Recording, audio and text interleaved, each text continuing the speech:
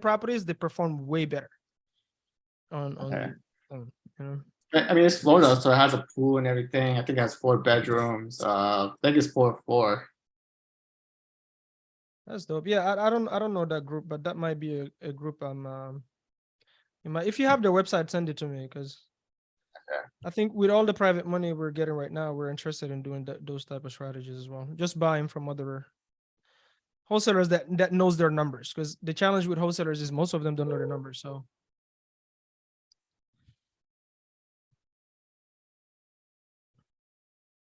hello, this is Hank. hey Hank, this is Mamadou. How you doing? I think you spoke to Shub, my partner. He asked me to give you a call. Who is this again? You spoke to Shub. I think, I don't know if you remember. I forgot for what property that you have on the market. Do you remember him? Yes. Oh, yes. okay. I'm his partner. I'm his partner. My name is Mamadou. It's a little bit hard to pronounce. He asked me to give you a call. I think you guys spoke, and he told, from the note that he left me, you guys spoke about I think a FHA loan, buying it creatively, but you had like a lot of questions or maybe a little bit confused, and he wanted me to call and answer some of your questions or clarify. I'm actually one of the company owners. Okay. Yeah. We had spoken, and we came to the conclusion that the creative buying that y'all do is not going to work for my sellers. Mm-hmm. Just because they have to get out from under that property and get it out with their name and off of that mortgage, so they can it can free them up to buy another property when they move. Mm-hmm. Okay, so they're moving out and then buying a new property. Yes, they're moving out of state, and they'll need to buy something new when they get there. Mm-hmm.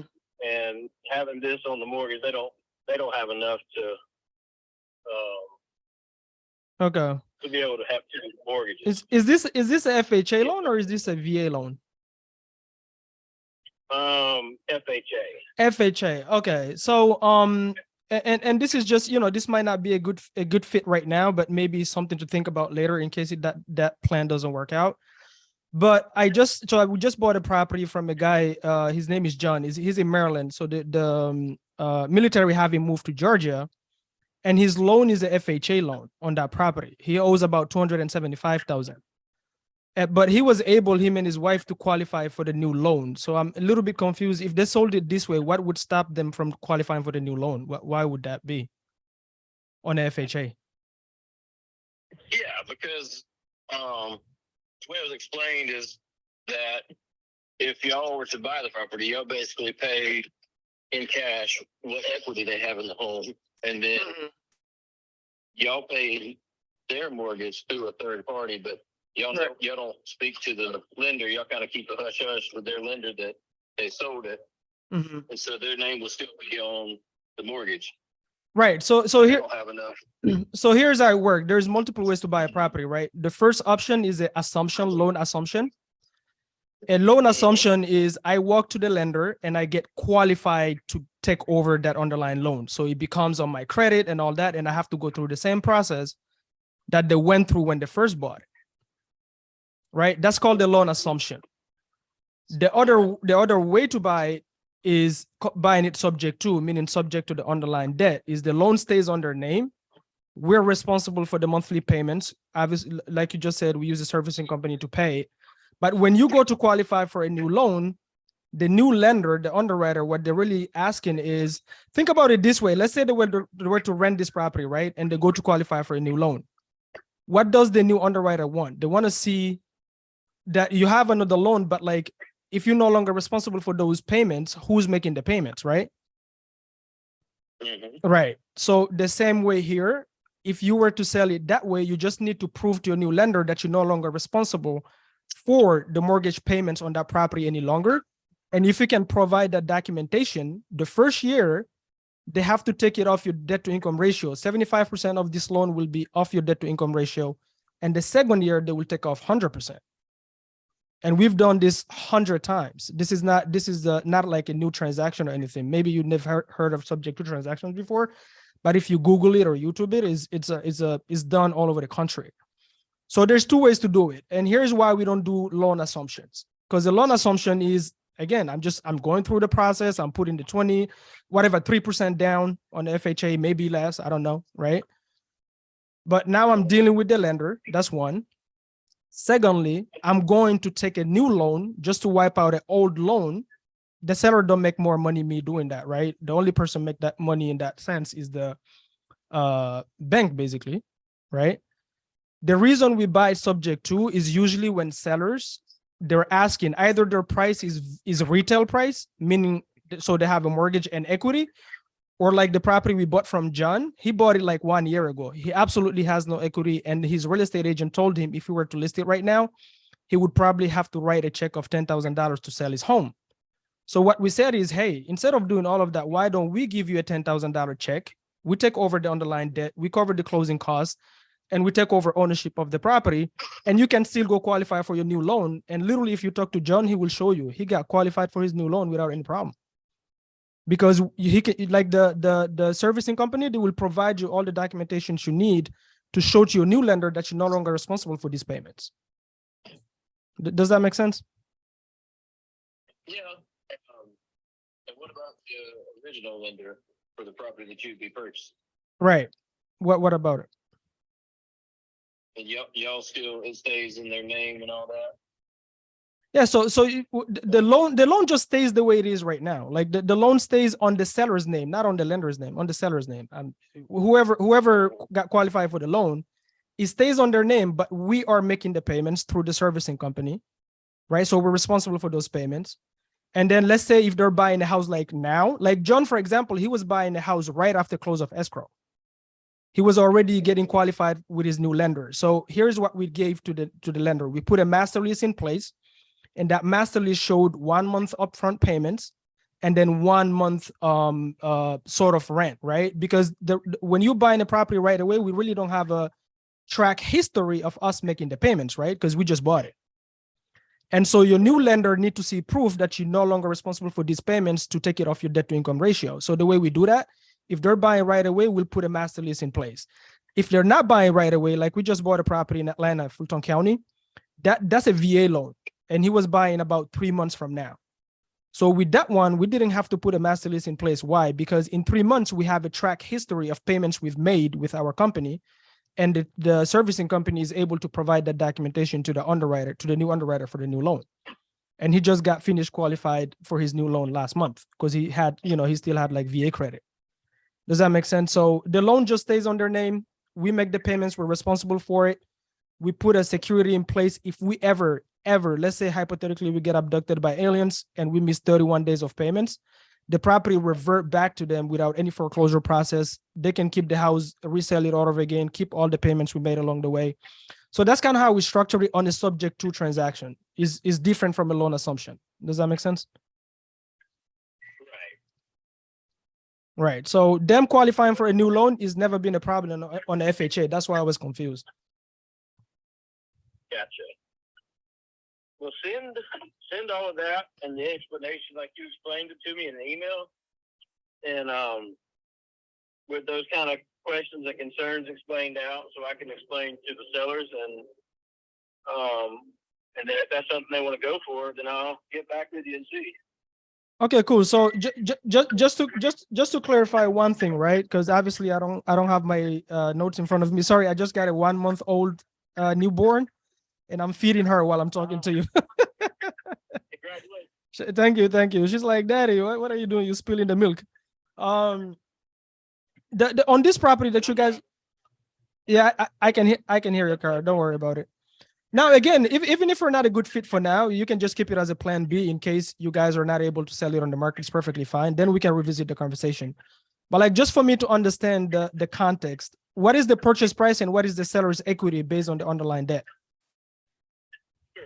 So the purchase price is $285. Mm-hmm. They also bought in March of last year, so they're a year in. They bought it at the height of the market. Ooh. They did put cash down though. It was FHA, but they put more than 3.5 down. They wanted it bad, and they put down. I can't remember off the top of my head, but it was like $25,000, $30,000 down. Got it. And so they've got some equity because of that Mm-hmm. on the property, the down payment. the other property that I spoke to him about was same scenario that my client bought last year, Mhm. and then had a change of job and needs to move. Right. And he is also FHA, but he didn't put any money down, so he's Oh, okay. He's very low. He has no equity. Right. He- Okay. average price on that was 285 as well. And he, if he sells at list price, he'll come away with a little bit of money, but he doesn't overpay. Yeah, and he was okay with coming up with money at the table to close. Yeah, I mean, just closing. Yeah, yeah. And is that one also looking to buy a new property, or why are they selling? He will. Okay. Eventually, he's looking at buying land where he's going. To do a new build. He'll probably, eventually do a new build camper on it first, and then do the new build a little at a time, probably. Yeah, we just had a seller that did that in Kyle, Texas. Sold their property. So this is the great thing about the subject to transaction. So just so you know, the reason we buy properties that way is our goal is to cash flow the property. We're not looking to walking with any equity and none of that. Our benefit for us is, one, this is the faster way for us to grow our portfolio, right? So as you know, I don't know if you're an investor as well on top of being a realtor, which one of my best friend is, but like if you go through the bank to buy investment properties and you're using your own credit and then your cousin's credit and then your wife's credit, at around like 12 properties, you're maxed out, right? And so if we want to grow, the way we buy properties is either seller finance, which we buy all the time. We just bought a whole portfolio, 20 portfolios in Texas from the same seller, and is all owned free and clear, and he's financing his equity. We're giving him a down payment, and then we're structuring terms on his remaining equity for 13 years. And then at the 13-year mark, we pay whatever is left off, right? That's one way we buy properties. The other way is when sellers have a mortgage in place, we're like, hey, instead of us having to go through all these headaches with the bank and let the bank make money, how about we just leave the underlying debt in place so we don't have to go through all that nonsense? And because we don't have to do that, we can pay premium, meaning retail, right? Because most investors will come to you and start lowballing you on a cash offer because they're looking to build out their spread, right? But for us with this scenario, because all we're looking is for the cash flow, what I really care about is my ability to cash flow every single month. So I just go, okay, what is my monthly payment on the underlying mortgage? And then if the seller has equity, depending on what the equity looks like the property that I just bought in Atlanta, the seller had about $100,000 in equity on the property on top of the mortgage. Okay. So with $100,000, guess what? We gave him $20,000 on his equity, and now he financed us $80,000, and we're making him monthly payments every single month. So every single month I'm paying the lender. The lender is a VA loan, so he's a credit union. I forgot what the name of the bank is. And then every single month, the seller, I'm sending him $305 as well on his equity, and I'm cashing him out in 7 years, right? That was the term that we structured that way, right? So all I cared about is what can I do with this property? So my monthly payments, everything included with his equity every single month, is about $2,700. And then I look at the rental comes, and we could rent the property for $3,400, right? So for me, I don't care because we're playing the long game, right? I'm going to hold that property for at least a minimum of 10 years, maybe 20, maybe 30 years. And then we do also a lot of corporate rentals for traveling nurses. We do a lot of Airbnbs. So as long as we can cash flow, we don't care about all I care about is my monthly. That's the benefit for us buying properties this way, just so you understand why we buy it this way. Does that kind of make sense? So, and then the benefit for the seller is they don't have to write a check. We write them a check instead. When we work with real estate agents, because we buy a lot of properties off market as well. But when we work with real estate agents, we also make sure that we cover your, fee as well, so that the seller don't have to worry about that as well. And we just need to look at if we can cash flow based on the monthly that is on that loan. And then if it's a small equity deal, where let's say, between the mortgage and the price you guys are asking is I don't know, 20,000 or 25,000. Sometimes we'll just completely pay you off. We'll just pay you off your equity because it's a small amount, especially if the property is turnkey. And then we just take over the underlying debt. and you move on and you know go and get qualified for a new loan. Gotcha. Okay. Yeah. Well, yeah. I mean, if when you get a chance, send it to me in an email so I can present that to the sellers and see what they say, and go from there. Yeah, absolutely, Hank. So the main thing for me, it was really just to clarify it for you, if just to make sure you're no longer confused about the process, because it seems like Shub was telling me you were kind of like maybe a little bit confused. So is that at least clear for you? Because we might not be a good fit on this deal, but maybe if you ever get this type of listings where we can help with this solution, maybe we can do deals in the future. Yeah, absolutely. Okay. Definitely keep you in mind, and okay, yeah, cool. well, like I said, talk with the sellers and send me an email with all that in there, and then we can Okay. we can go from there and see if it's a good fit or not. Got it. So are you local to this property is in Florida, right? Yes. Okay. Are you local to Florida? Oh, nice. Yes. Nice. Okay, so here's what I like to do. So I'll send you the email, but here's really what I like to do, right? Because this is a new concept to you. If you don't mind asking your seller and saying, hey, he came back to me and what they're saying is even if they bought it this way, you can get your asking price and you can still get qualified for the new loan. What I really like to do, Hank, is if there is a way we can get on a three-way so we can address the questions and concerns with your seller. Reason being, the last time I had a realtor explain it to the seller, they explained it the wrong way and the seller was like, heck no. Because the agent itself, it was a new concept, right? And then email, I'm not saying you're going to do this, but it never worked for us. People just start ghosting. I don't know why. So I really hate sending emails. So would you mind just telling them that and seeing if they're willing to talk on a three-way? If I address the question and concerns, I explain it the same way I explain it to you. If it's not a good fit, perfectly fine. And if it's a good fit, then we see how we can work together and make a deal happen. Sure. Yeah, I'll ask them. Okay. Just ask him, when should I follow up with you through text and see if we can set up a call? Check back early next week. Okay, Monday? Go for Tuesday. Tuesday, okay, great. So Tuesday, by Thursday anyway, we have about 5 properties we're looking at. So by Thursday, we'll make a decision on which properties we're buying for the last quarter. So I'll hit you up on Tuesday, and then if it's not a good fit, it's perfectly fine. I'll still follow up with you. I'll probably text you my name right now because it's a super weird name. So you can save it as Mamadou, the creative investor, and then I'll follow up with you on Tuesday morning. Okay? I appreciate your time. And I'll tell Shub he's a knucklehead if he couldn't explain this to you. What's that? I'll tell Shub that he's a knucklehead if he couldn't explain this to you. It's all right. You don't have to tell him that. He just got licensed in Georgia, so you know he's still kind of learning this side of things. Gotcha. I understand that. Yeah. I appreciate you. Do you invest yourself or you just do realtor full time? Not yet. Not yet. I plan on it one day, but not yet. One day, what's the hold up? I got to make more money in real estate first. I got you. My wife is wanting to take the license. I'm like, right now, your license is to take care of this baby for 3 months while I'm buying real estate. That's the only license you do. But all right, Hank, I appreciate you. Enjoy your Saturday, and I'll touch base with you on Tuesday. All right. All right. Thank you for your time. All right. Bang, bang, bang, bang, bang, bang. The whole setup on getting a three-way call, that was beautiful. That was beautiful. Right? You should make that into a clip, bro. Like, I think a lot of people that can't do that, like, you did it so perfectly. Like, yeah, I can send you that, but a lot of times you even just like, you know, ghost me, all this. It's like, oh shit. And I had to laugh about it to not make it confrontational. Yeah. You see, this is the thing with the old way of like teaching people sales.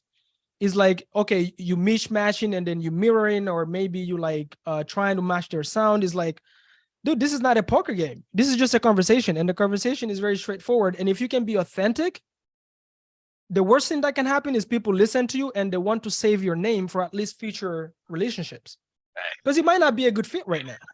This guy, we might have to follow up 7 times. I don't care if I need to follow up with him 7 times. He's open to the conversation. This is the lead right here. The guy is a lead. Maybe his listing is not a lead. But that's the way you Yeah. want to do it. It's not confrontational, and I'm honest. I'm like, dude, I'm not sending you shit, but I'm saying it politely. Right. Right? I'm tired of being ghosted. You know what I mean? So what happened is people are afraid of going for the no. I'm afraid if I say that, they will say, no, I don't want to work with you because you don't want to send me. The only time they will tell you no is if you're confrontational. I'm super genuine. I'm super honest. And I'm perfectly okay if he hangs up on me. And because he knows that, he's not going to hang up. I have all the 7 properties I'm looking at. You see what I'm saying? Right. So boom. And I'm going to turn that into a clip, bro. We're recording this. You already know. The full away was good too. It may not be a good fit like 2 or 3 times. Like you're like, I don't need this. Like you said, like I don't need this property, right? You're like, okay. It's not something like you're like attached to, like I got other property. Like, this is like whatever. That was perfect. Nice. That was Boom, good. boom. All right, bro. Then I think all right. So I have a few other calls I need to wrap up, but so you know, this was so I'll text him right now. And then Okay. remind me to so we can follow up with him on Tuesday. I think the other one with no equity at all, that one might be a deal. And you know, he might be open to setting up the 3-way, so we'll see.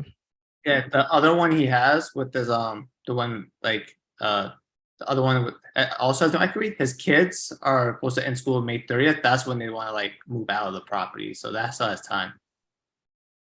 Remember, he has 2 properties with no equity, and the other one, his kids are still in school. He wants to wait until the seller wants to wait until the kids are done with school, and then actually sell the property, and move back to Tennessee. So that Okay, one so still has time. why do they have it on the market? They're just looking to see what they get. If they could get an offer right now, they ideally they want to sell it and lease it, do like a lease option for a little bit, and then move. Dope, great. So that's a follow up, but I think even the other one, like it seems like they're negative based on the numbers that he's giving me. Yeah, So the other one's vacant right now. The other one's vacant. Okay, so that how do you call it? That means Tuesday I'll let him know. I'd rather focus on the vacant one yet right now. Which one is the vacant one? Is the one on which address? The one I sent you. The one I sent you in the chat. Let's see. What did I do?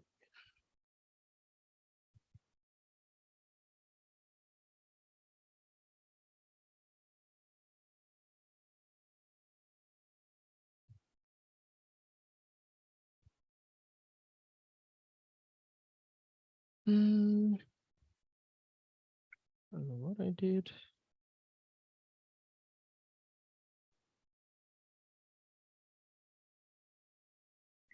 Oh, okay, so okay, the one on Ridge over. Oh, okay, cool. All right, then I'll let him know this is the one where let's see. I'm gonna do his number is the 4384, right? Yeah, 4384.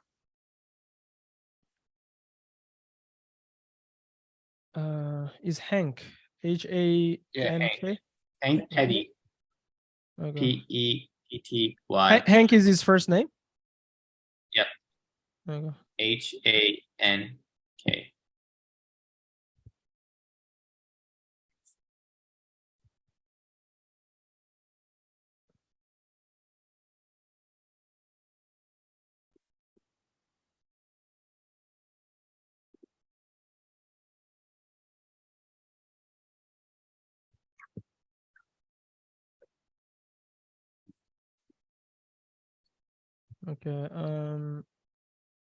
Auburndale.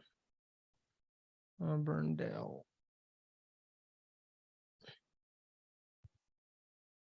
that's the second property I sent in the chat. That's the one with the kids. Second property I sent also in the chat. That's the one they have time to move out on Okay, cool. Lake Wills. Right? Cool. I'll let's see. We might have to let me see. Yeah, we might have to put it in the CRM later if it's a good, but let's focus on the one that is ready to go. Because once we establish credibility on that one and close on it, then you know after that is whatever. Yeah, after that is whatever, right? So right now let's focus on because the other one is just a potential, but it might be a follow up. I just texted him. All right. All right, bro. I'll see you later. All right, bro. I also sent you a text for the Alabama one. See if that's good. Then I'll text it to her. Oh, okay, cool. All right. All right.